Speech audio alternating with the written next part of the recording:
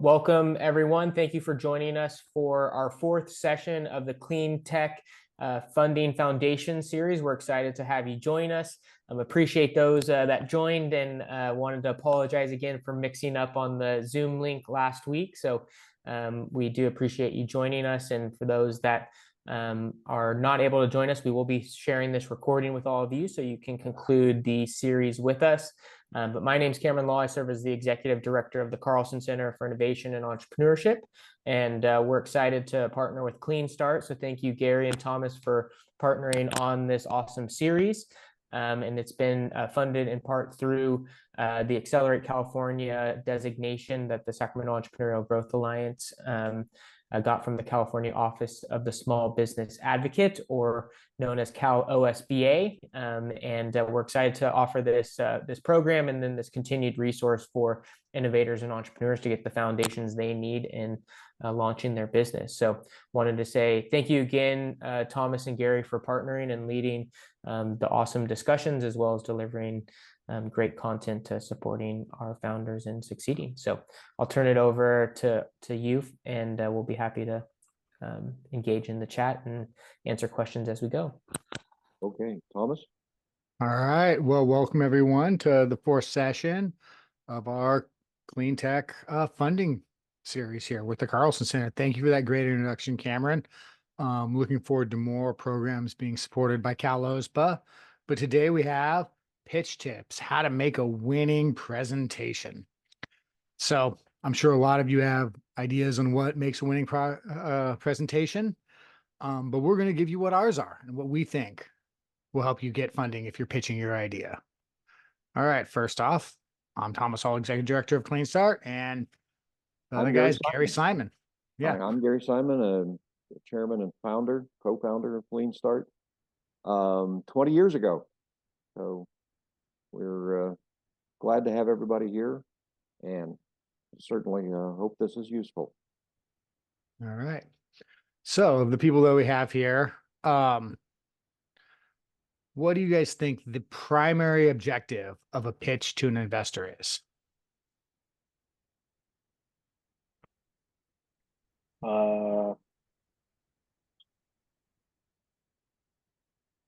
I'll hear some ideas of what it might be. Who thinks it's to get someone to write you a check? Hit thumbs up, thumbs down. Yeah, bring in the money. Find a partner. Oh, sorry. Go ahead, Robert. Is it to get a second meeting? You know what? We can jump to the end on that, because that's what your primary goal should be. It's great if you can get someone to write a check, but odds are when people write checks, they're going to do a little bit more of due diligence and want to have a follow-up conversation with you.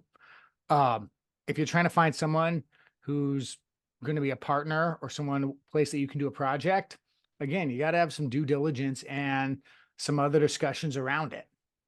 And if you're up there trying to answer every single question that you think someone may have, first off, you'll probably put your audience to sleep.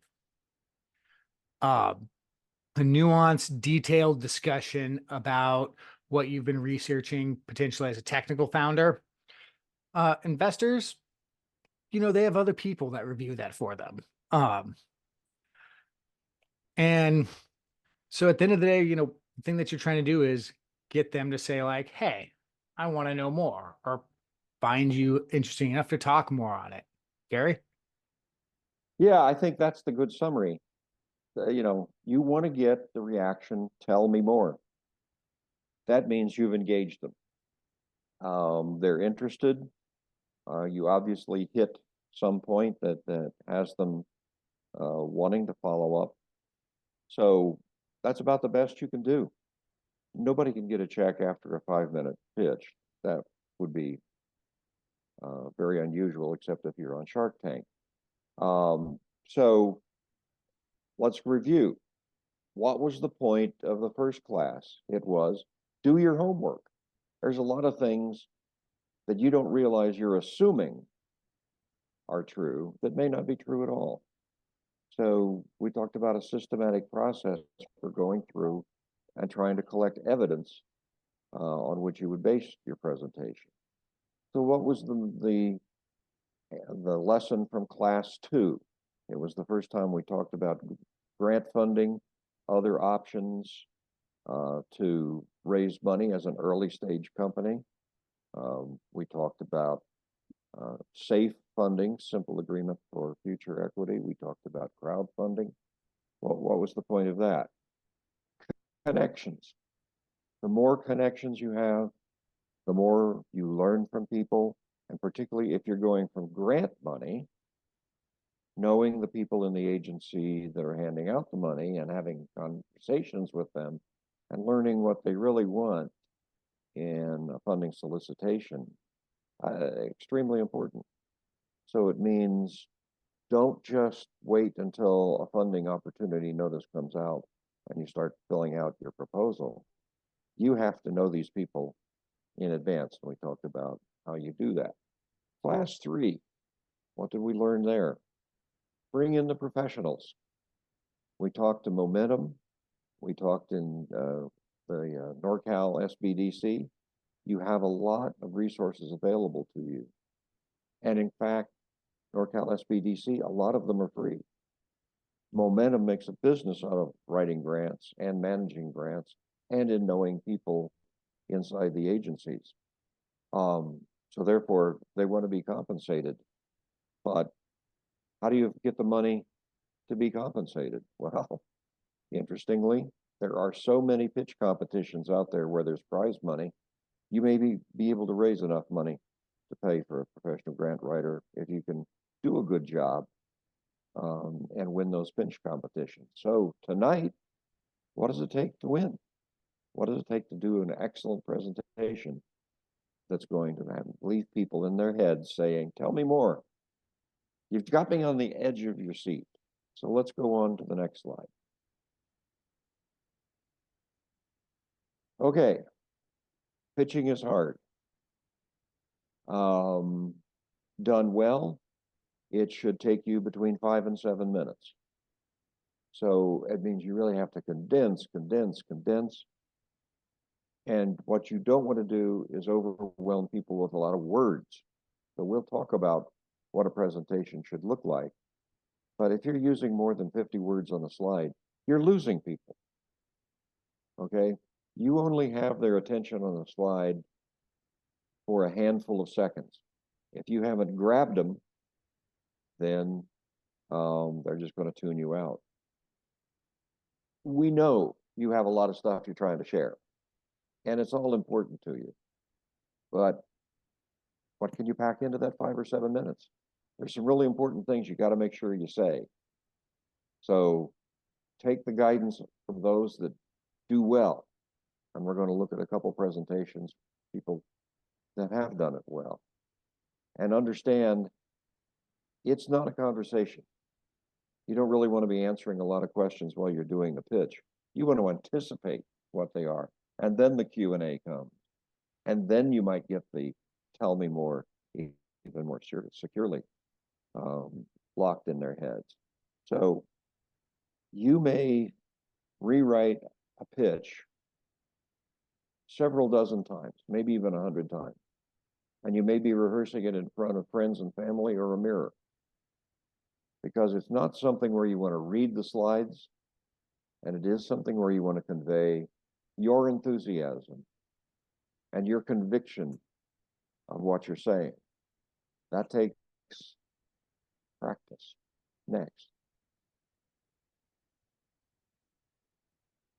So, what are the essentials?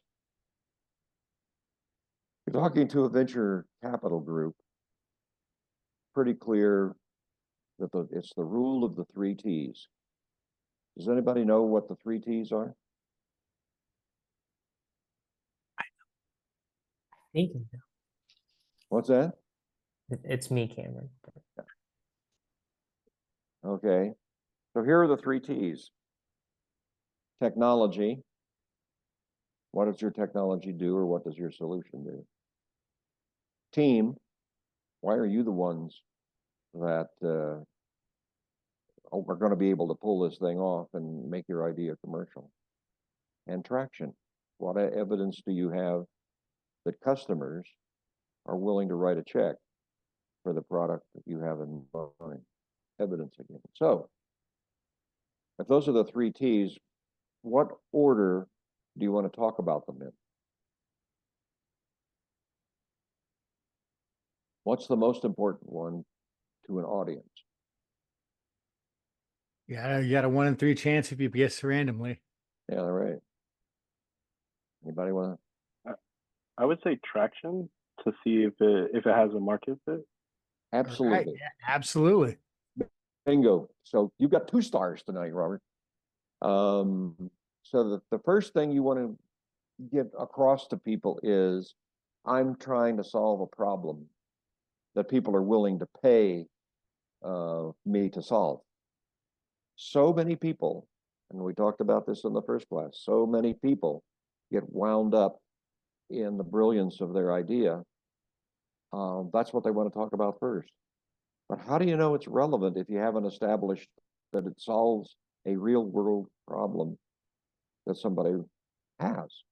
And secondly, so many presentations say, well, this will reduce greenhouse gas emissions.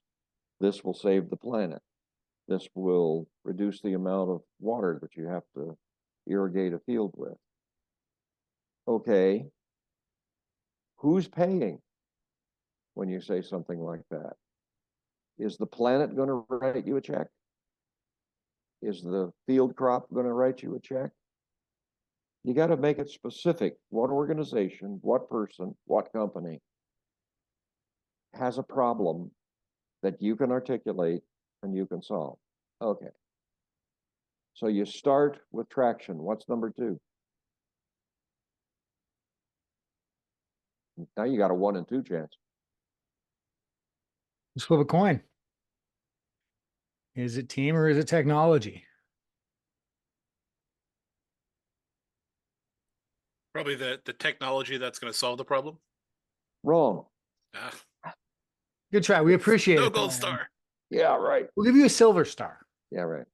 It's the team. Why are you the group that's going to be able to bring this innovation that customers want to market? What's your background? What's your experience? Ever run a business before? Ever raised money before? Have you built and sold a company before? This is a tough one for a lot of entrepreneurs, particularly first-time entrepreneurs. You could talk a lot about your education and experience of your team, and that's good. But you got to talk about, there's some balance on your team. It's not, we're a group of 4 PhD engineers from the same school. Not much diversity in that team. So you won't see problems because, you don't have people that expertise is in finance or people's expertise is in operations. So diversity of the team, important to show, and that you do have some solid experience and academic training. But that leaves technology last. Well, why is it last? See, that's the fun stuff to talk about. If you're pitching to write a check, people will assume you know the technology. And the people that write checks generally don't have engineering degrees. So you're talking to the wrong crowd if you want to spend a lot of time talking about the technology. You want to talk about it enough to demonstrate you know what you're talking about. And you can talk about competitors, you can talk about flaws in other people's products competently, but don't spend a whole lot of time trying to describe the algorithm that drives your software to do something or other. In that case, all people want to know is, oh, okay, you're based on AI. Okay, move on. So balance again in what you're talking about. Traction in technology. And remember, on the technology, if you're pitching to investors, you have an investor that may have a very diverse background and understand a lot of things, but they all know, that they're going to have other people come in and make sure that they understand the technology part. So whether someone's willing to fork over money for it and whether you seem competent, that's why it's number 1 and number 2. Cameron. Yeah, do you mind if I make a comment Absolutely, relating to go that? for it. Yeah, so I think one of the things is like when they're looking at your pitch, they're thinking through like three types of risk, right? So the first is like the desirability, and that's obviously tied to, is there actually a pain point, and that ties to the traction, right? If you have evidence of customer buying behavior, it starts to de-risk the desirability of your business. And then the viability is kind of next. So once you are able to demonstrate demand, how are you building a sustainable model for growth? And then the last is the feasibility, and that's where, can you technically build it, but it starts with the team, right? And that's kind of where you start to see is like, can this team be the one that actually delivers it? But it usually falls later in the line of questioning, because just as you heard from Gary and Thomas, is they're not going to be the technical experts. And so they're going to want to understand first and foremost the business model behind it, and then that you can deliver the product at the end of the day. Yeah, I think putting it in a risk framework is absolutely a really good way to think about it, Cameron. As you said there, because an investor, they want a return, and they evaluate their risk, the chance of their return, based on the riskiness of their investment. And if you can prove someone is already willing to pay for it, oh, that reduced a whole bunch of risks there. And how many of you have been on like a group project where the second day on the project, no one shows up? That happens a lot in real life, especially in early stage companies. So that's a risk. That's the team. And the technology on it, there is risk on technology, but that can be managed a whole lot easier than people, your team, or people that aren't on your team, your customers. So if it helps like to put it in the risk framework, that's exactly what the investors are going to do. So you've got a lot of stuff to get across, and you're trying to get to the tell me more. What's the best way to grab the attention of your audience? So think about an example of a presentation you've heard, or a professor in class, or somebody at a conference that put you to sleep. Why did they put you to sleep? Give me some thoughts on that.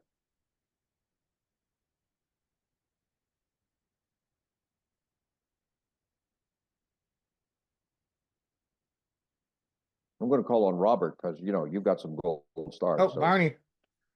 Oh, Barney, got another shooter. Because they're boring the F out of you. They're absolutely deluging. Like you said, you concentrate.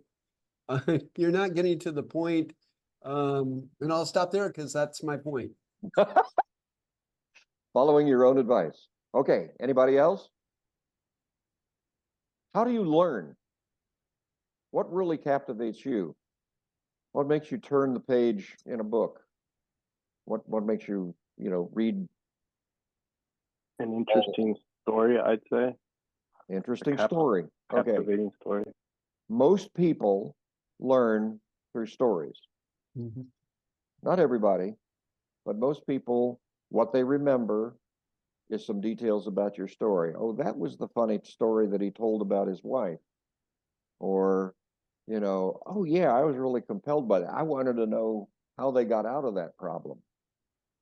So it's an exercise in storytelling, how you can figure out, when you've got somebody's attention.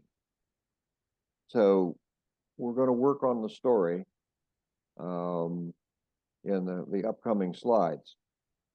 But then also, like Barney was saying, it can get boring. You've got to move from point to point to point. So keep it simple. Don't use too many words on the slide. And for gosh sakes, don't read the slide. You're basically telling the audience they don't know how to read. Tell them something which amplifies what's on the slide, or call attention to, a conclusion one should draw off of the slide. And there are ways to set up slides so that that's the natural thing that it serves up for you. Here are the 4 main points, 1, 2, 3, 4. So what you should get out of looking at this is da da da da da da.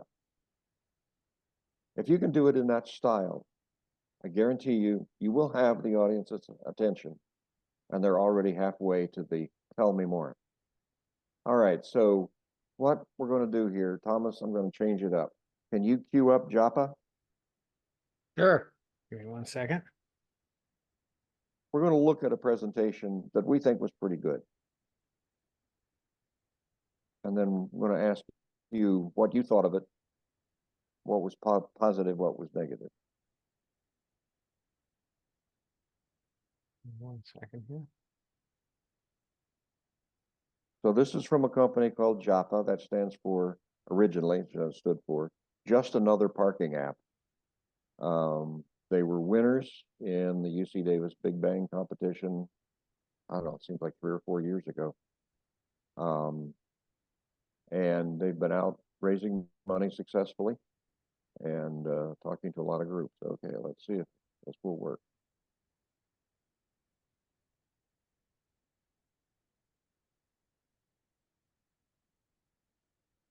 Hi, everybody. My name is Matthew Magno. I'm the CEO and co-founder of Japa.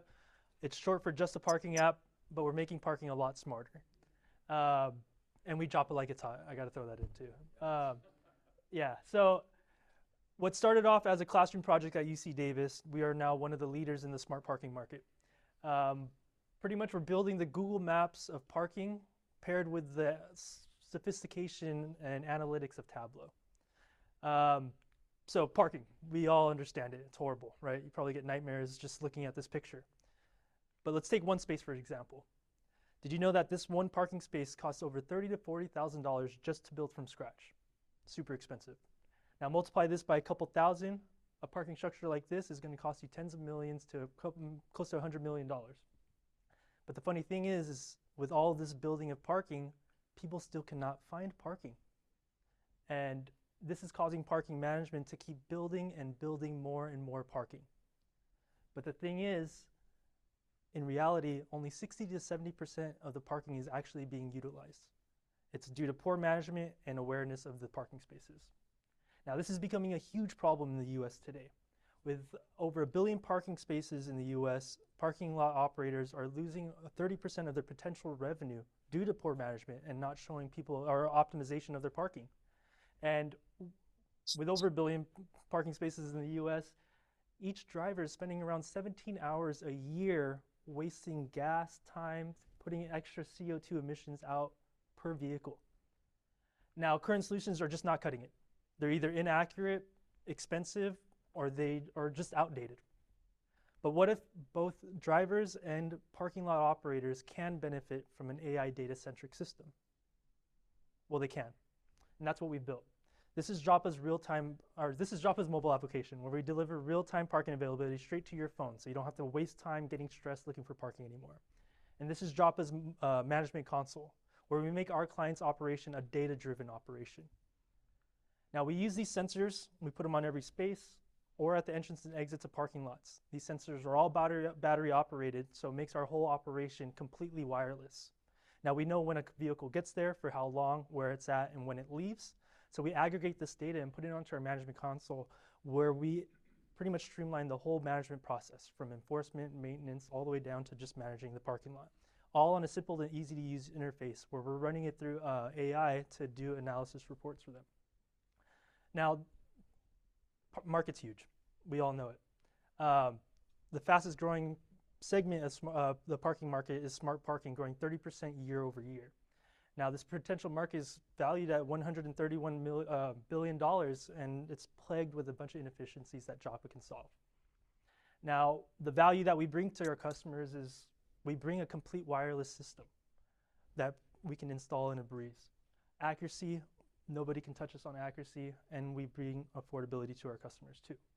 And that's why we stand out from the rest. There's other competitors in the space, but nobody is as accurate, can install as fast as us, or is better than us. There was another thing, I forgot it, sorry. And our go-to-market strategy is pretty simple. We want to focus on verticals that have high capital but low data-driven insights. Universities, hospitals, stadiums, municipalities, airports, amusement parks. We want to get our customers by using a strong B2B presence with our outreach on digital campaigns, really focusing on the ROI for our customers. And our business model is really easy too. We're simply charged $120 per space per year. And remember, it costs $30,000 to $40,000 just to build a parking space from scratch. So it's pretty much a no-brainer.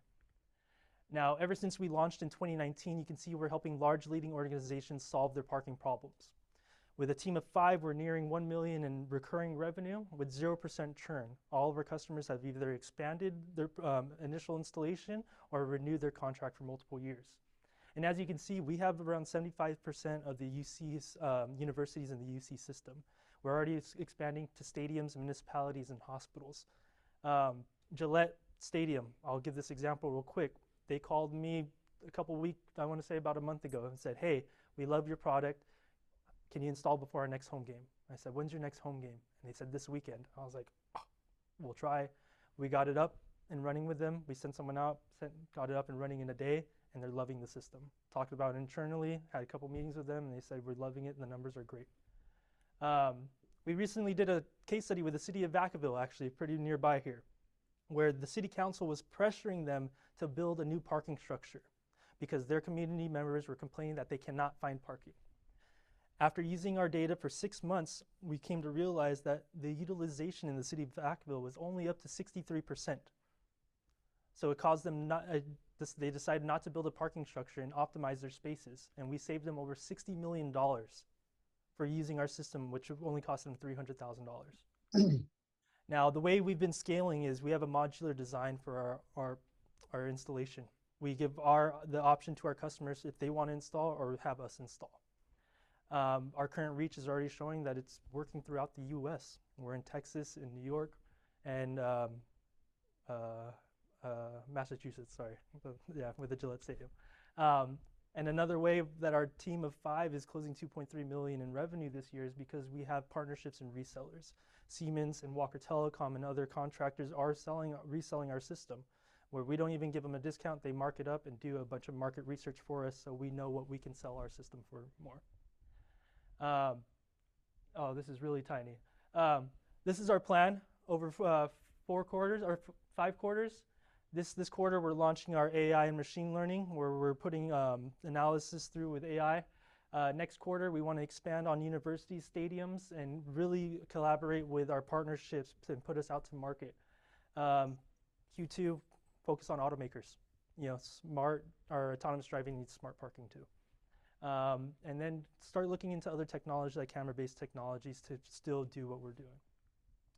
Now, you can see our projections.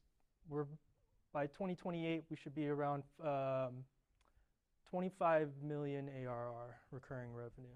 These are very modest projections here, but it correlates with the scale of our sensor deployment too. Now, this is the team behind smart parking. We've all been professional parkers since we were 16, so we have a lot of experience behind this. Myself, I'm also on the Mayor's Technology Council for Sacramento and also co-founded an accelerator at UC Davis called Plaza. My amazing co-founder, he's been a data scientist for top companies such as Amazon and Tesla. And my sales team is on fire. I mean, they're closing big brand names. We're raising $2 million right now. We already have $850K committed on this seed round on a 12 million post-money cap valuation. This is to help us scale our company. We have 0 churn, so we want to keep scaling on what we're doing. We want to finish our operations here in California and Texas, start moving to other states that really need it, like Florida and New York. We want to expand on our new SaaS model where we give the hardware for free and just give them an annual SaaS. And we have a new strategy on EV charging infrastructure that I can get into. So if you're ready to start parking smarter and stressing less, you're going to have to come talk to us. But thank you. All right, so let's close that one out. Okay, Barney, were you bored or were you engaged? That's a pretty damn good product. The first thing I thought of was, how can they do that without having the apparatus sitting there on the ground? And he mentioned it later, they're already looking at video technology for that. I thought he did a great job. Excellent. He led us through exactly what we wanted to hear, and then took us to how he was going to go to market. Very little technology, but I understood the technology even almost from the beginning. So it's, wow, what a presentation. I met him last night, I believe, wasn't he at your, and Cameron, I would suggest you deploy that technology when you have another meeting in the middle of a, In the middle of a Tuesday night downtown shutdown. that was crazy, trying to find parking. I was pretty inventive though. I got away with a, a great State Farm parking job there. Anyways, Right? Eh, One thing that Anybody else? I want to mention off of kind of what Barney said, you immediately were like, you loved it and you wanted to know more, and you probably would want to have a later conversation with him, right? If you were going to in the vesting position. Yeah. absolutely. All right, anybody else? So which of his pictures grabbed you the best?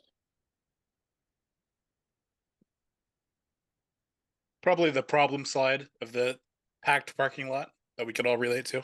Yeah, that's a good one. Speaking of that, he really did grab, he made it live inside of us, especially after last night. About how, what a problem it is, what a pain in the butt. You're late like I was, Yeah. and trying to find parking. But then I also liked, I thought I might steal his representation of his growth plane. Yeah. It was also very good. Okay, anybody else? How about the one with the guy standing on top of a car looking over the sea of vehicles? That one sticks with me. I've never done that. I've threatened to, including how do I get out of this parking lot? So he gave you visual things that you'll remember. He gave you word pictures that you can remember. Notice how in the pacing of it, I mean, he did have a few slides in there that violated the 50-word rule, but he had several that had like less than 10 words. And, came to that one that was $60 million. It had 3 words on it. So, those things stand out in people's minds. And, you want to ask in a situation you may be involved in, if you're a parking manager, wonder how much a garage would cost me. So a lot of touch points there. And then he came down to the ask.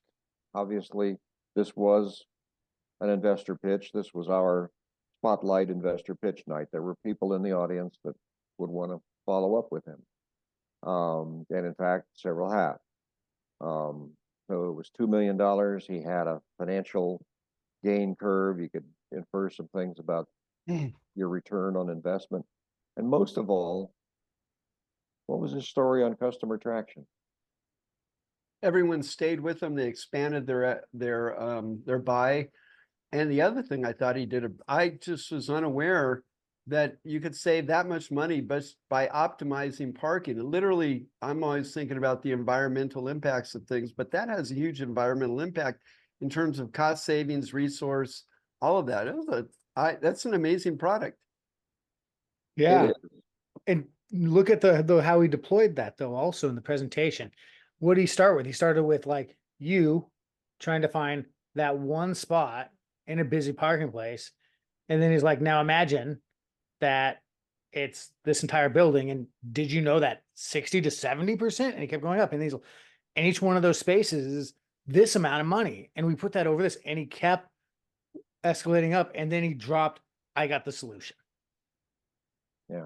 His And he thing did about it. the community needing the because we all think there's no parking anywhere, but yet a 60% utilization of the parking means that we don't know, we're not being directed to where the parking is. And even the community discovered they didn't have to spend the money. They just had to lead the horses to the drink of water, the cars to where they had a parking spot. Right. Sorry, I didn't mean to interrupt. One thing that you're looking for in a presentation is what's your less than one sentence way to capture what you're talking about. What was his word picture of this is like what?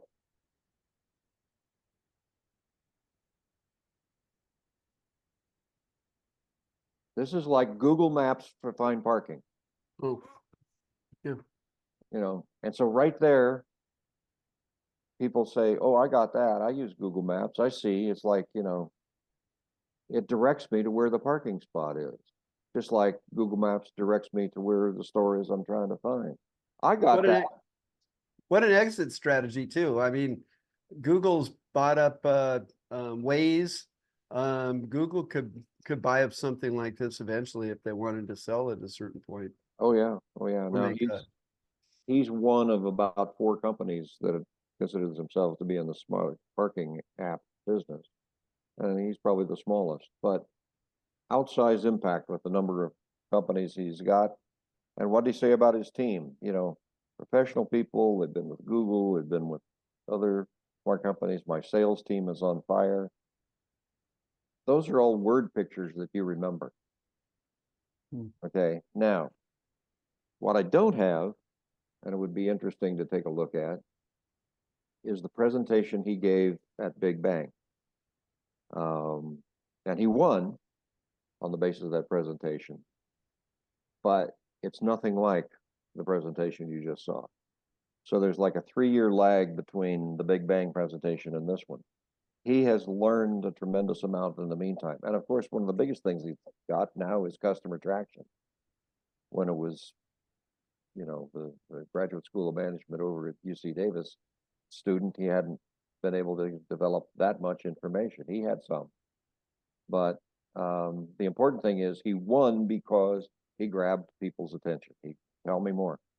You know, even in that presentation, he made it very compelling that he had a problem that people would be willing to pay for. Made it very personal. Okay, Thomas, let's go back and look at the gold standard. We're now going to look at some recommendations from MIT that they give to their students on how to make a presentation that gets them money. Fact of the matter is, MIT is very good at graduating students that go on and raise money and build big companies. So, Yeah, I think I've heard of them. okay. I was worried about that. Yeah, I think they're more of an East Coast thing, though. Yeah, right. that. Okay. Right. Looks like we don't have it in a big format. But interestingly, I grabbed this. I mean, I was on the judging panels for these things at MIT. So this is 20 years ago, but it's still good. Next page. All right, so here's the thing about grabbing people's attention. The average VC group, they're being modest here. They look at 2,000 or 3,000 proposals a year. And yeah, probably fewer than 10% of them do they not throw in the trash can. So the whole idea of a presentation is, how do you get somebody to pay attention to your presentation and your idea when they got 100 others sitting on their desk that also look pretty good? So that's the whole thing about drawing people in. Next. A little there we better. go. Yeah. Okay. Okay. What do they talk about here? You've only got 10 slides. I didn't even count how many Matthew had because they went really fast. The thing about telling a compelling story, what are investors looking for? That's actually some of the stuff we covered in our first class. And make your presentation sing. Constant revision, constant testing, asking your test audiences, which may be your family, you know, what do you think? If you're not annoying people giving the presentation and asking what they think, you're not doing enough of a job. Keep going. And I want to highlight the 10 slides. Do 10 slides. You watch Joppa use a lot more slides, but that's when the training wheels come off. I have seen so many technical founders where they're like, well, I need more slides to explain it. And before they know it, they're having a conversation. They're trying to explain every little question, and they've lost the audience. Yeah, and the So bell start rings, with they the run 10 out of time. slides. Yeah. So I'll tell you, the natural tendency of people giving a slide presentation is to spend 2 minutes per slide. So even 10 slides, probably more compatible with a 20-minute presentation than with the 5 to 7 minutes you've actually got. So it takes a lot of practice not to get all wrapped around the axle if you have 10 slides. 7 slides is probably better. Next.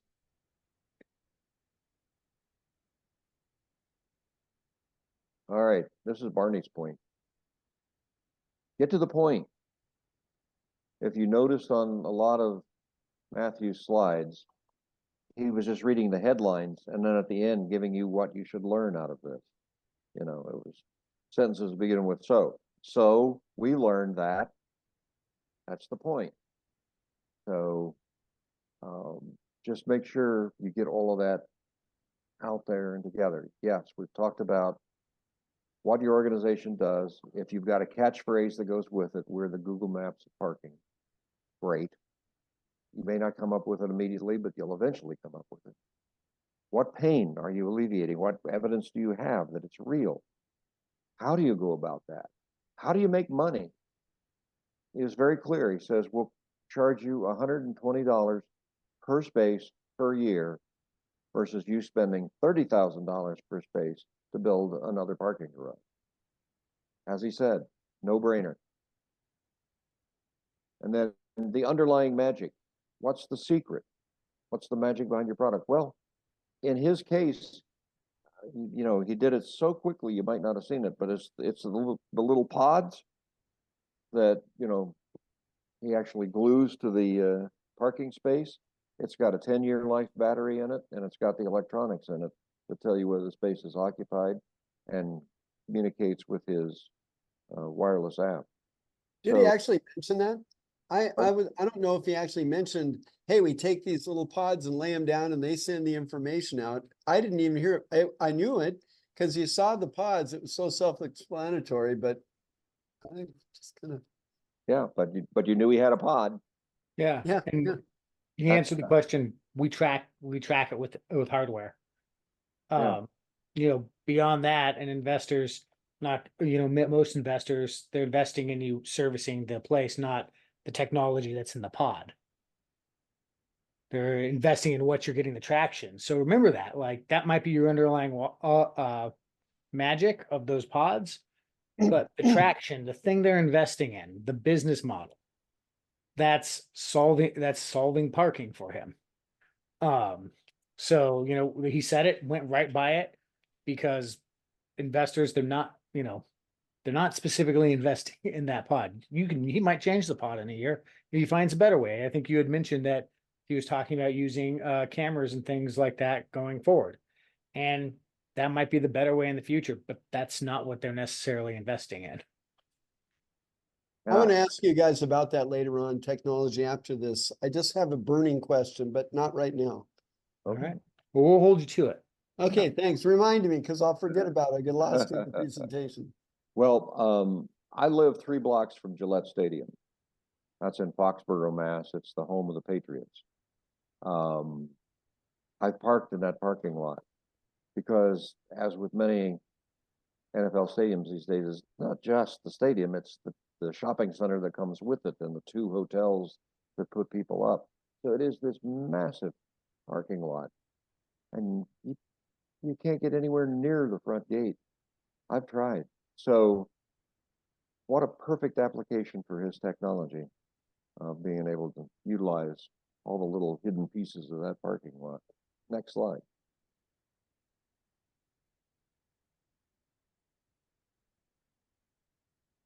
Okay, this is pretty much back on your management team, your sales team, the competition, and, you know, why you think you can grow as fast as you can. Now, in our longer course, we'll go through all this stuff and give you exercises to figure out in your case what it's likely to do.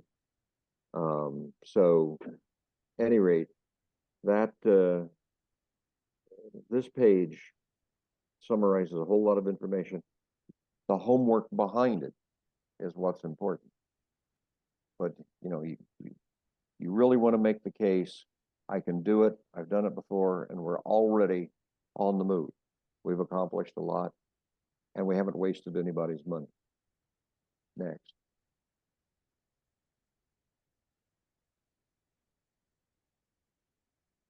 Okay. So, yeah, round one judging was 15 minutes. I think the standard now is more like 7.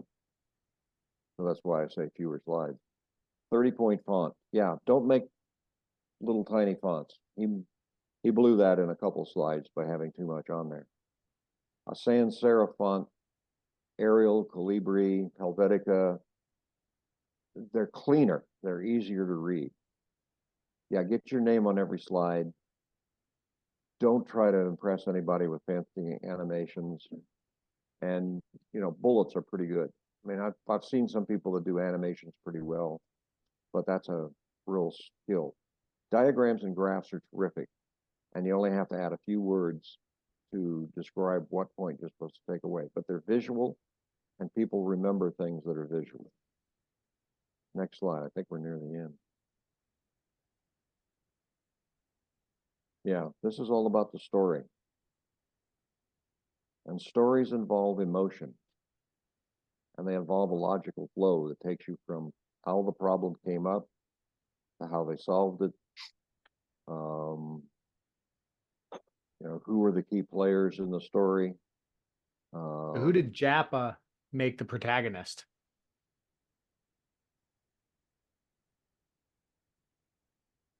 Everyone sitting in the seats there. Yeah. Pretty much everyone, right? Anyone who parks. Well, and in particular, the city council that wanted Vacaville to spend $60 million. Yeah. That's a protagonist. And he put you right there in the world of what you're trying to do and what's blocking it, and the antagonist. It's a story. If you see me looking around, I was a book that I was going to recommend that tells you that's kind of the art of storytelling in slides. But think about how you're telling a story when you're doing a lot of this, because people like stories. They want to hear about how you tried something and failed. Okay, let's see if there's another one. Yeah. Examples. Yeah. Do you want to look through the examples? Yeah, well, I mean, big numbers, big money. Start the story by framing the problem, that stuff. Okay, now let's look at Zero Home.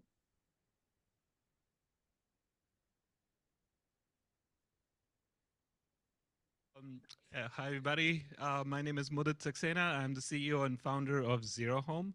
We are home decarbonization simplified. You can think of us as the Zillow of home energy upgrades. So the true story behind how Zero Home came about is I looked at my utility bill and I wondered, why is my utility bill so high? And I'm sure a lot of you have done the same thing. But I'm also an architect, and I have a master's degree in building science, and my day job is to help architects make energy efficient buildings. So I should be able to take my home's utility bills and slash them in half, right? And so I took that upon as a challenge for myself. I'm like, I need to reduce my home's energy bills. And how would I do that? So the prevailing wisdom at that time was you basically hire an energy assessor. An energy assessor comes to your home, they do your job, they assess your home, and I paid him $750, and he came to my home, he did the whole thing, and he created a whole house energy analysis report. I'm like, great, I've got myself a whole house energy analysis. He sends it in the mail, but my wife gets to it before I did. And this is when the trouble begins, because she opened it. And the first words out of her mouth was, "You spent $750 for this?" Because it's charts and graphs and tables, and it's actually, she had a point. It's 25 pages of technical data, and here we are trying to communicate with homeowners, and it's just not the right way to do it. Her score has a scale of 250 to 0. She literally asked me, "Who thinks like that?"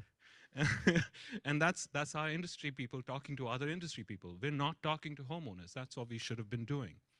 So really, she had a point, and the more I dug into this, I realized how bad this report is in communicating. And so I thought I stumbled upon a pain point. But the big epiphany for me was that it's not just a pain point for you and me who own homes and want to reduce our utility bills. It's actually a pain point for companies and governments who have deep pockets and have real incentive to help us reduce our homes' utility bills. There is climate action goals, there are mandates in place, and utility companies especially are in a critical position where if they don't meet their mandates, they face penalties in hundreds of millions of dollars. And so there is a real market here for them to do a better job of educating us on how to reduce energy usage in our buildings. It's a win-win for everybody. And somehow in our industry, we haven't gotten around to making a clearer, simpler, better way of doing things. So the idea that popped in my head was we should have something that works like Zillow. Just put in your home address into the first page of a website, and with a few clicks, it should show you, just like Zillow gives you an Zestimate, we give you a home carbon footprint estimate. And after that, it should just take you through some simple steps, and you click on the buttons and you see your utility bills go down and your carbon footprint go down. You can make a decision about how you want to approach energy upgrades. It should be simple, easy to use, and fun. That's Zero Home, that's what I imagined. And this, just like Zillow is free for the homeowner to use, it should be free for the homeowner to use. So who would pay for this, right? This is where the epiphany came in handy, because what we can also do is do this analysis at scale for all homes in a utility region, and then have the utility and present that in a dashboard to the utilities and to the cities and state governments, and that dashboard can be used to give data-driven insights for them on how they can run their utility programs better. And so that would be how it gets paid. That would be the business model. So this is Zero Home. I had the opportunity to pitch this idea to DOE in 2018, and we won a grant, which helped me first hire my first employee and also put together this whole idea. Lots of technical data. Suffices to say that it's we use big data, cloud computing, and machine learning to actually do what I had imagined, which is type in your home address, and on the other side, with a few questions, you get recommendations. And it works. So now we have Zero Home in the hands of hundreds of thousands of homeowners across California and a lot of other states too. These are actual homeowners who have used our tool. They love it. It's exactly what I had anticipated. They think it's easy to use. At the bottom is Spencer Silverstein. He's the sustainability manager of City of Thousand Oaks. And his code tells us that there's a real market for Zero Home, because they were actually putting together funding to build something like this for their residents. And then when they saw our demo, they said, this is exactly what we needed. Thank you so much. And they started working with us immediately. We also won an award recently. This is our traction. So in 2020, we had our first deployment, which felt like a lot of homes, 8,000 homes, really short in comparison. In 2022, we added a few more cities, working with all the utilities that are at the bottom. And in 2023, we are now close to almost 500,000 homes modeled on our platform. And all these cities, homeowners can use our tool, including Sacramento, and just shout out to SMUD for being one of the early adopters of our technology. We also reached $1 million in revenue in 2023, and we are on track to double that this year. In terms of competition, we occupy a unique quadrant, which is we are both highly customized recommendations, but also we deliver it very affordably because we use scale. So none of our competitors can touch us because we do both affordability and highly customized recommendations. Our business model is SaaS, which is software as a service. And we have 3 packages that we offer our utility and city government clients. It's Insights package, engagement, and action. Contract values are between $500,000 to $1.2 million. That has been what it has been, but in the future they can be bigger because they're all based on the number of homes in a region. So as we work with bigger utilities, bigger cities, that number can grow. And within the sales we've already made with utilities, there's room for growth.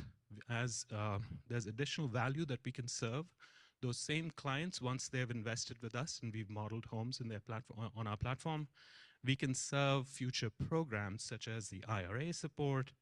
They're all thinking of developing an energy concierge service at this point, so we can be that asset. The market size is quite large and increasing. There's a lot of attention nowadays on the Inflation Reduction Act, an $8.8 billion federal government program, which focuses a lot on heat pumps in homes. But there's also states like California and US utilities that have been putting billions of dollars in program funding to do just this. We conservatively estimated a total addressable market about 660 million.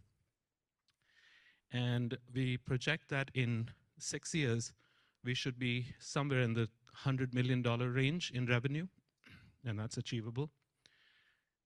We're seeking investment at this point. We're looking for $5 million in funding. That $5 million will be used to grow our team.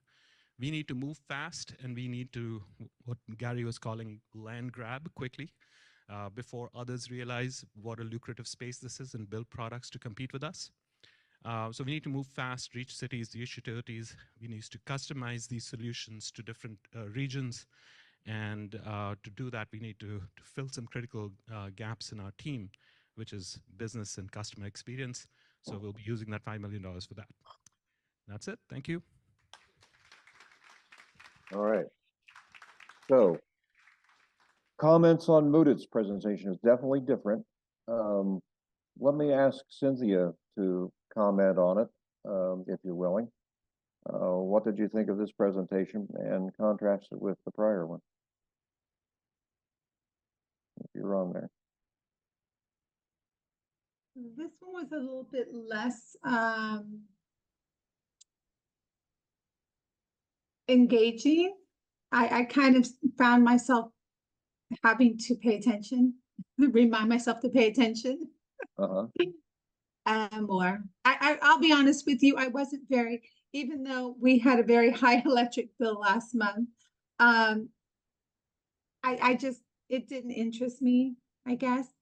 That problem, I mean, even though, I mean, it is a problem, the parking was more, I was more emotionally invested in the parking solution. Honestly, this was really technical and above my head. I just tuned out. What'd you think about the dragging his wife into the presentation? I thought that was a good early hook, and that, I mean, that held me for a while. Yeah. All right, other comments? Dr. Raman, you like this pitch.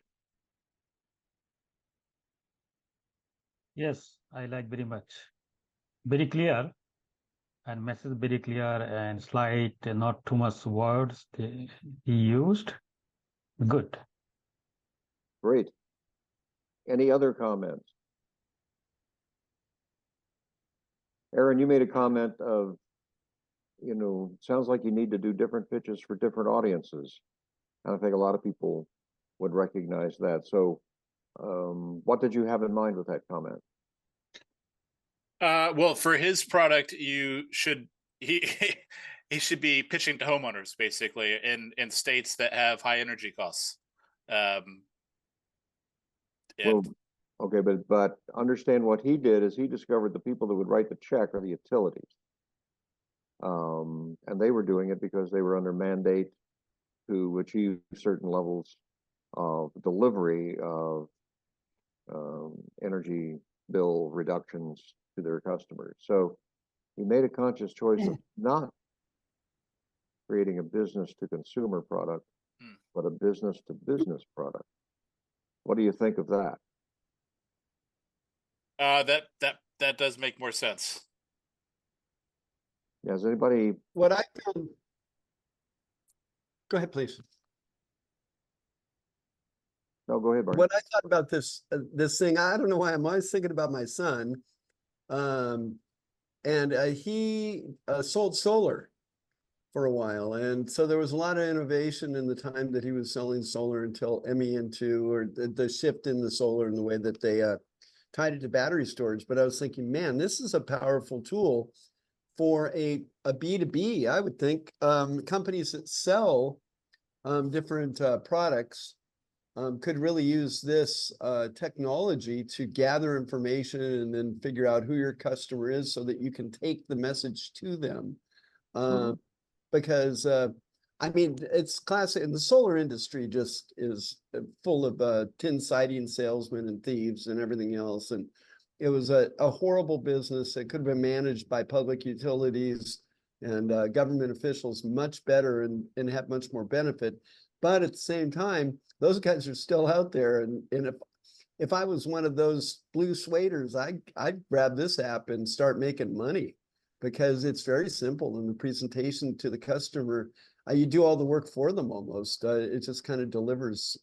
I'm going to tell my son about this company because he's I ultimately want him to work, for our company, but it's hard to get your kids to work for something that you do. Anyways, that's my thought. I thought it's a great product. The presentation I thought was pretty good, but a little harder to follow. So if you wouldn't mind my asking, what is your company? Our company is Hago Energetics, and we Oh, separate. yes, of course. It's not my company. I'm just the You're the piece of it, yeah. I'm the carnival barker. Well, Wilson needs that too. So I'm sure he appreciates that. But yeah, I do remember. Sorry, I forgot. No, it's okay. All right. Anybody else have comments on this presentation? How's it changing what you thought a pitch presentation was about? Has anybody sort of got an aha moment they care to share? I have this bugs the heck out of me moment I'd like to share at some point.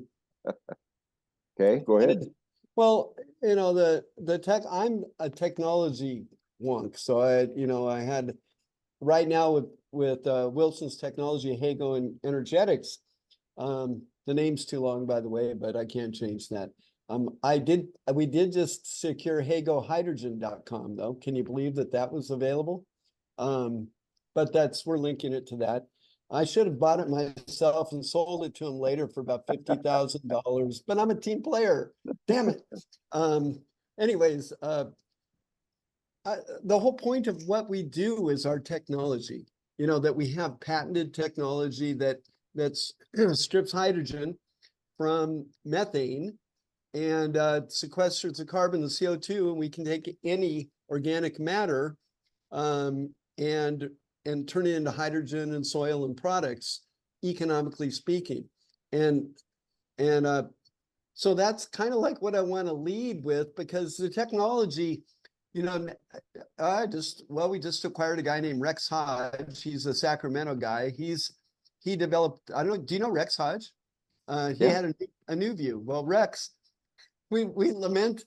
I lament more than he does, because basically he did an investor pitch about his company in New View, and two guys were in the audience. His idea was he was going to make an hydrogen hybrid electric car and use a Lotus sports car as a platform. And then his second iteration was going to be a 5-seat luxury car. Two guys were in the audience when he was doing his investor pitch. Those were the founders of Tesla, and they had this other guy named Elon Musk who had some cash. and Rex today lamented to me that, Barney, I just have to be satisfied with the intrinsic value and the fact that I actually helped make progress for the human race, but I didn't get paid for it. But he's joined our team, by the way, speaking of team members. I know Rex well. I remember the Nuvu fuel cell. I remember the case on it. The ends had a cross piece. It was an X. And so I told him, you should have chosen a name that had an X in it, because your very case is a letter. It's good input.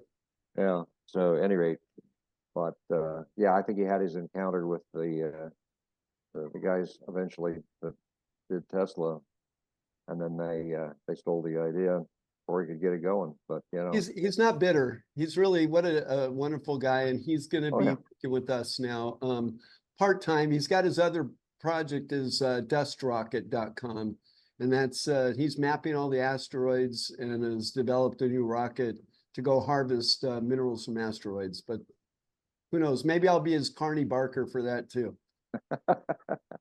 Always need one. I So suppose. you might have it there. All right. So anybody else want to comment on this presentation or raise any questions about what we've done so far?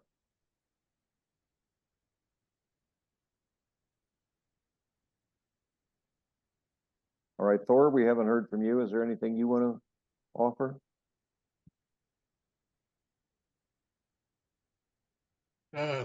No, I appreciate the offer to jump in, but I'm actually I'm also a cheerleader for Wilson Hago.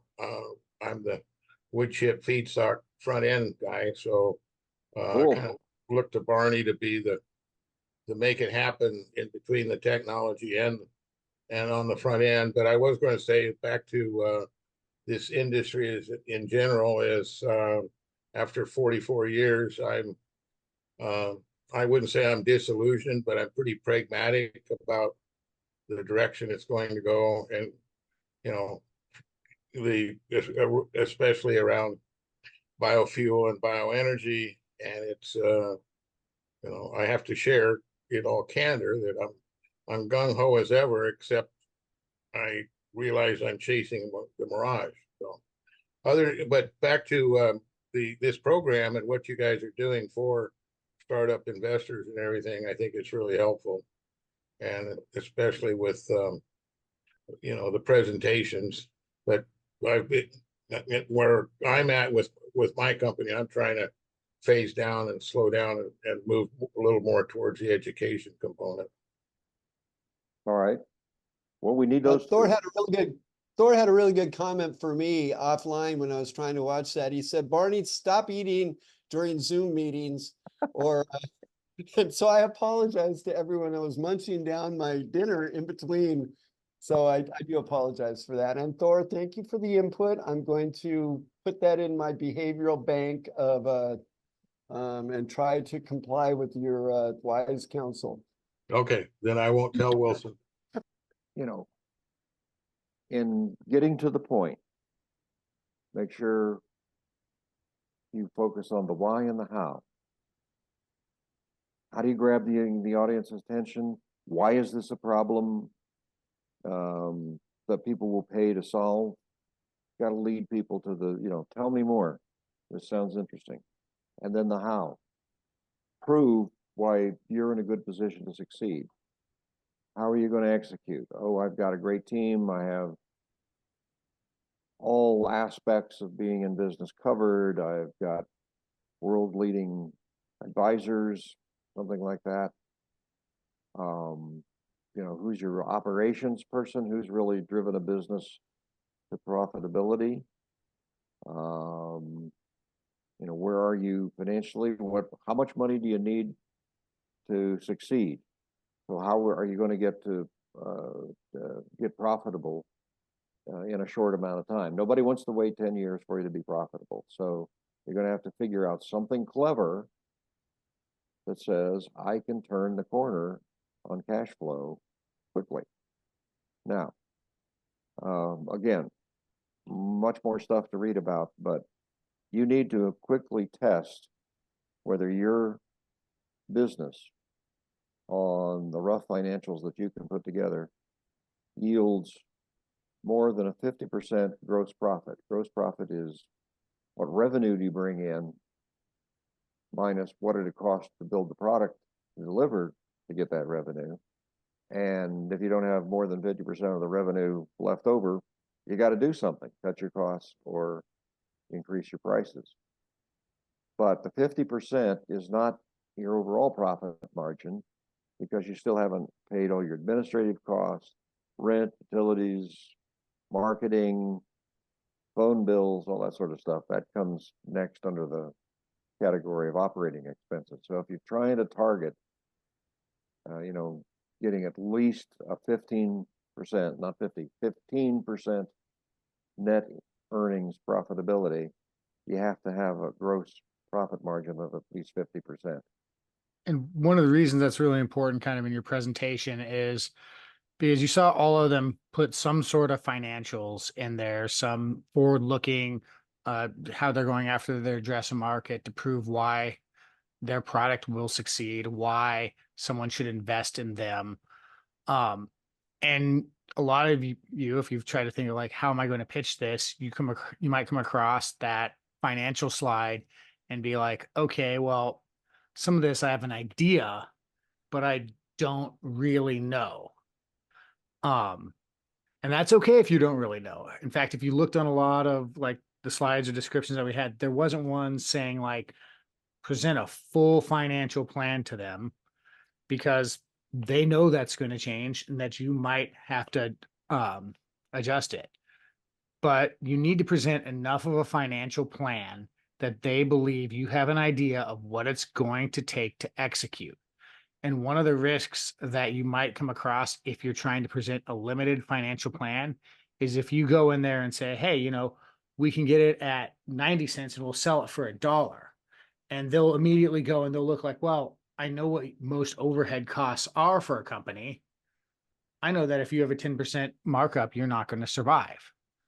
Or at our CEO crash course, we have a gentleman talk on it, and he goes through and he tries to pick 3 things around what a company needs to do to deliver in their pitch that he sees from their pitch. And he says, I want them to be able to answer these 3 questions. And it's 3 different questions for each company to see if they've looked at it from 3 different angles. So when you're going in there and putting in your slides, if you give them too much information, you're going to get a really, really potentially difficult 3 questions, because you're going to want to change it because you put too much detail in and you learned a little bit in a week that you need to change it. And then they'll think you don't know as much about what you're trying to do to execute as you possibly do. So if you put it in, you know, just enough, running some general rules of like, you have to show that you're going to get a lot of revenue and that you're going to have an idea for, you know, what your costs are, but too much beyond that. And you start showing potential weaknesses or potential things that will do either make it so that your product doesn't make sense, or what's the number one thing that happens in slides? People get bored and tune out. If you spend a whole lot, I have most of an accounting degree. I have a finance and economics degree, but I can tell you I have sat through really long accounting lectures, and there's a reason it's a hard degree to get. Debit and credit tables and balancing things and giant spreadsheets aren't exciting. And I can tell you that investors, they want to see that you have an idea of how you're going to deliver, but don't do too much, because that's due diligence later. And make sure that you have healthy, reasonable expectations on what your company could be. So if you go and mention profit margin, it better be a significant one, especially because they want to get a return on their investment. And if there's not a significant profit margin, they know it's going to end up not getting them a return on their investment. All right. So Barney, if you're ever talking about biodigesters, don't pull up the entire table of financing them and all the costs. Well, yeah, That's they'll for the get lost in all that SHIT. And then the calculations of the carbon offsets and the carbon credits that you can generate with it, don't put those in the slides either. You don't want me to put the calculations in it or in it? I get it. But I'll give you a good tip for presenting on biodigesters. Talk about cow shit. People think it's hilarious. Well, I've been cow farts fueling the future. Yeah, right. But yeah, in all honesty, we are I guess what you call a keystone technology between pyrolysis, making biochar, and then anaerobic digestion. And it creates that whole profitability circle and sequestering a whole lot of carbon that I'm calling rapid photosynthesis. If we can literally suck carbon out of the atmosphere and bring it back down to Earth. Yep, that's anyways, what blah, blah, biochar blah. does. Oh, So the next slide has the key to all presenting. Can anyone guess what the number one key to presenting is? Free food, Well, that's getting attendance. donuts. Donuts, that helps too. We like pizza and beer. Yeah, I noticed last night.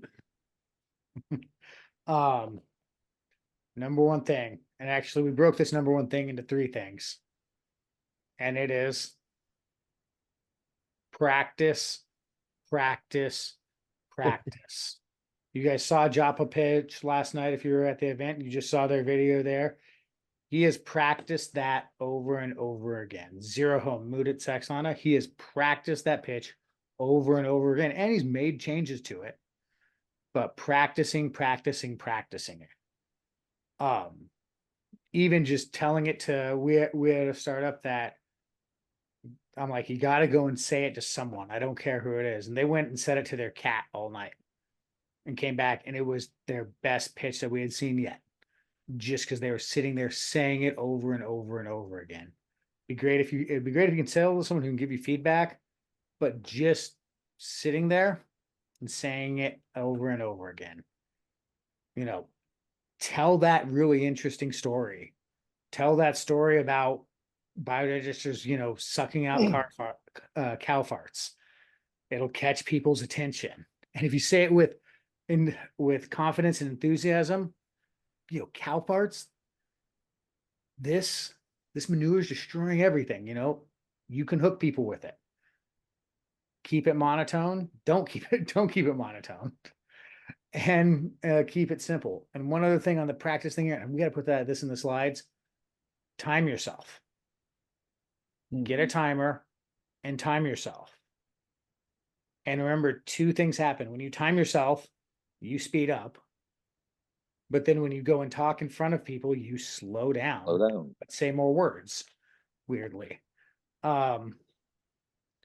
So practice, story, inflection, excitement. If you're bored, everyone else is bored. And don't talk in a monotone. You have to vary your voice in pitch and loudness, and you have to pause. All of that keeps people interested. Start simple. It's an interesting one of big 4. What can you expound upon that a bit? So the keep it simple and direct to the point. Yes.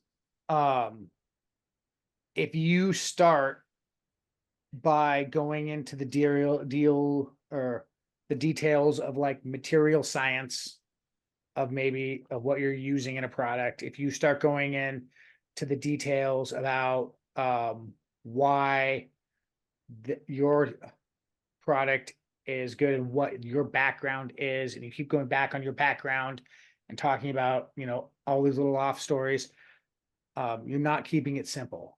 A lot of times you have this desire to kind of connect with the audience, and if it's an individual, you pick up the cues.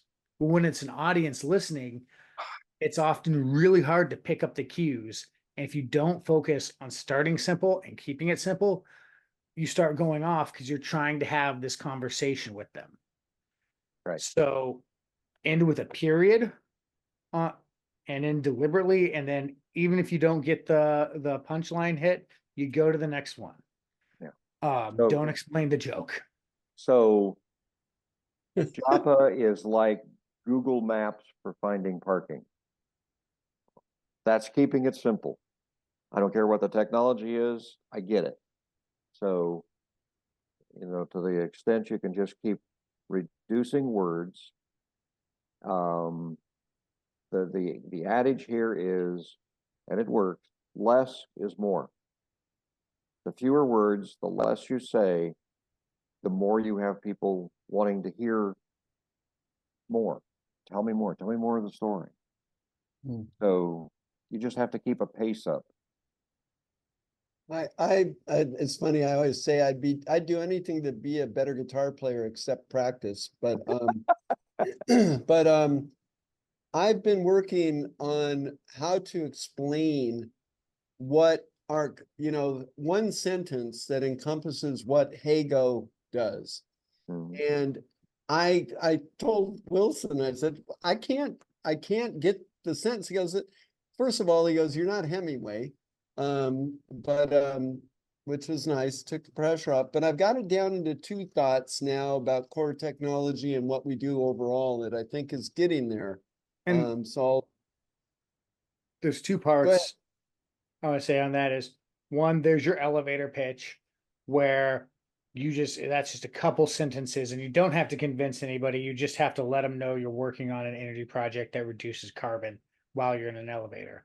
And the other one is know your audience, because odds are with a biodigester, you're not going to pitch in front of your typical VC investors. You're doing a larger scale project. You're looking for more institutional capital, more people that understand the market and what you're trying to do. So if you go to, let's say, a bank that might go and do project financing on this, if you go and you talk with them, you're going to talk with them about the details of the finance of what you're doing. Yeah. And that's okay to That's get a what they little wanna hear. long-winded in that.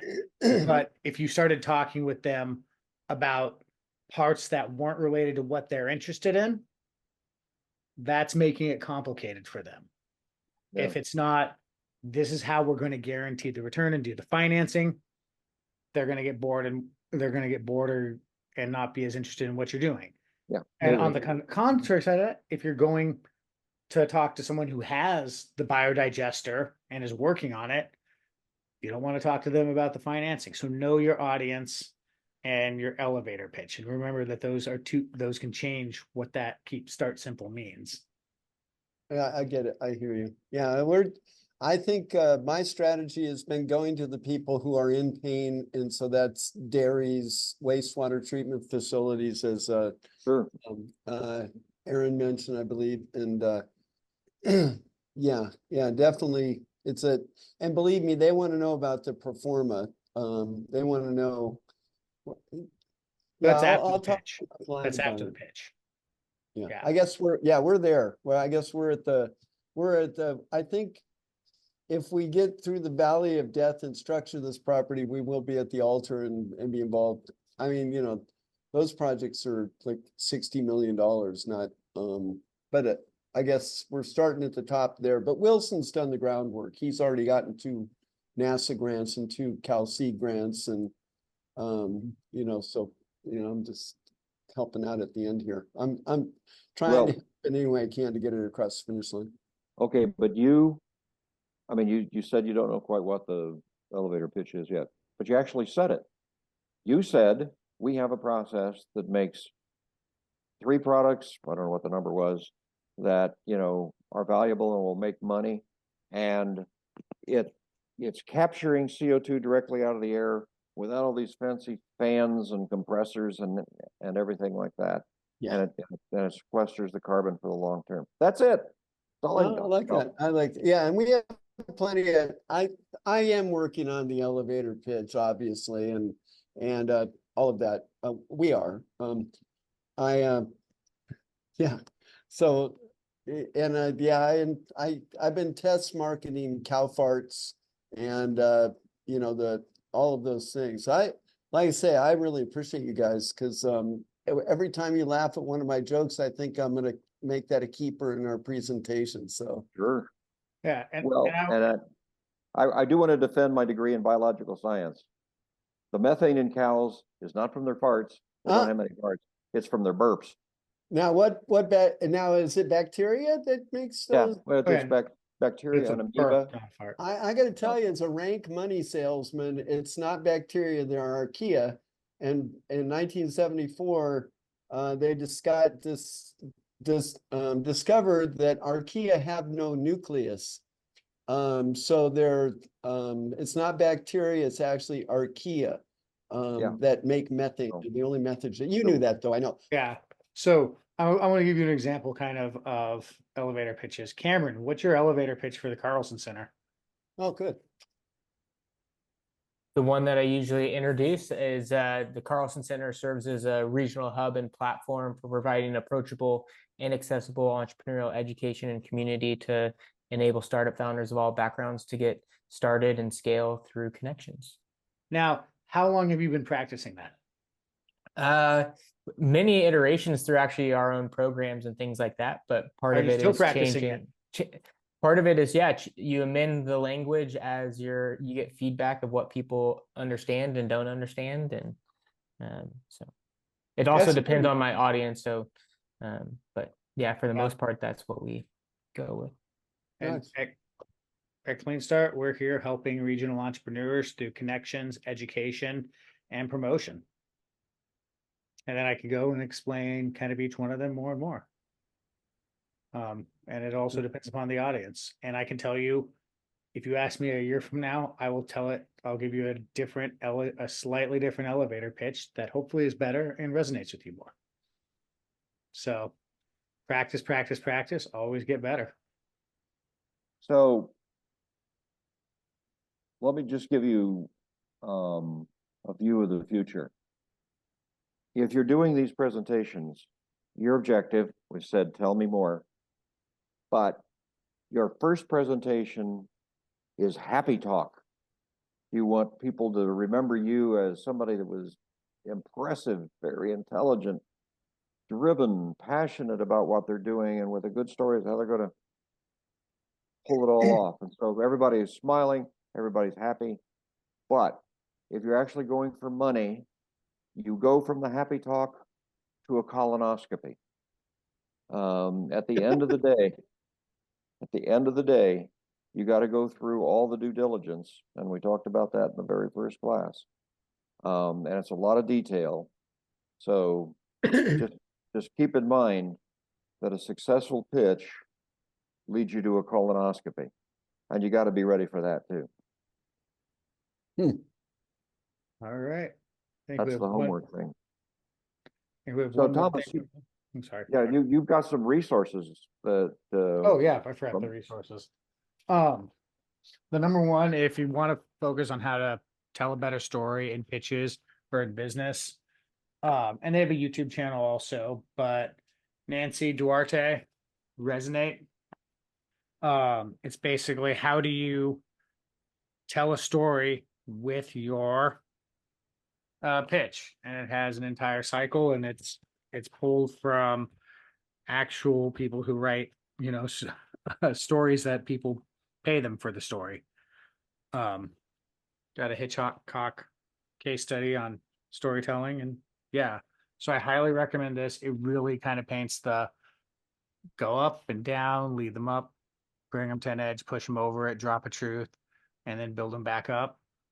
Storytelling, which is what you saw clearly in both of them, where they kept, or especially in Mood It, where he talked about like, oh, I have a problem. Oh, I need a sword to go and fight this problem. Campbell's stories telling there, and you can use it in your pitches, and it works well. It helps connect with people. Also, when it comes to pitches and describing problems, hopefully you've probably seen this from Cameron too. Business model generation and the value proposition canvas, things by Strategizer. They help kind of just clearly lay out what your business is. And that's what a lot of investors pitch when they're looking at a pitch. They're looking for how you fit into that and how clearly they can make that and how much they can get a return off of that. Does Cameron have is that an ebook or is that a physical book, or how do we get? If you go to Strategizer, they have a lot of free resources there. You have to buy the book. I'm sure there's an e-version of it too. I think there's an e-version of it on Amazon. Most Strategizer stuff is on there. Yeah, there you go. Yeah, we have some online recording similar to like the series we have here, but diving into some of those tools. One that you got introduced to and went through during the first session, the Lean Canvas. We also have a value proposition canvas workshop. So I can share those resources in the follow-up email to everyone. So the startup toolkit. Okay. That's a great one. There's a lot of people with resources on them. Check them all out. Everyone has a slightly different view of it, but they're all kind of looking at the same way, at the same thing. trying to figure out what's the best way to communicate it. And, it's not a one size fits all. If you're doing something that involves a large project like you, Barney, it's not going to be close to the same as an app. You know, Why don't we turn back to Cameron here? Tell us what happens next, and what are the resources you have there at the Carlson Center. But certainly we appreciate everybody who's stuck through the 4 sessions and has been generous of sharing in the discussions here. But Cameron, bring it home. Definitely. Well, one, just want to say thank you, Gary and Thomas, for leading this awesome series. A lot of great information and tools shared, and looking forward to sharing the recording for those that weren't able to attend. I know we've had a number of people reviewing those, so appreciate the partnership and continued support for all of our founders. In terms of some next steps, we do have a series that I shared in the email earlier, where you got the Zoom link. We have partnered with the Tech Futures Group, and they'll be running a 4-part series kicking off this Thursday. So this has been a good primer to continue diving into some additional tools and building relationships in the broader ecosystem. And that'll be on Thursdays 12 to 2. And then we also will be opening applications for our Lean Innovator cohort that will be aiming to kick off in the August timeframe. So I believe August 15th will be our launch weekend, but we'll be accepting applications for that program. And then, as you heard from Gary and Thomas and one of the partners from Momentum, they're accepting applications for their Ascend Accelerator program. We'll be sure to follow up with a link to apply for that. And outside of that, just continuing to plug into the resources. We're not able to help you if we don't know where you're struggling or what you're needing connections with. And so don't hesitate to reach out to us. Just in a few housekeeping things, we will be following up with the recording of this session as well as all of the others. They will be on YouTube, so feel free to hop in and go back to any of the content that you might have missed. And we'll also be following up with a survey. Would love to get your feedback, what was most impactful, what questions you might have, or what resources you might need plugging into going forward. So we would love for your feedback as we continue to iterate these programs as we go forward as well. So with that, I will conclude and see if Gary or Thomas has any final last words, but wanted to say thank you for the partnership and thank you all for being a part of the program and engaging in the conversation as we've gone through.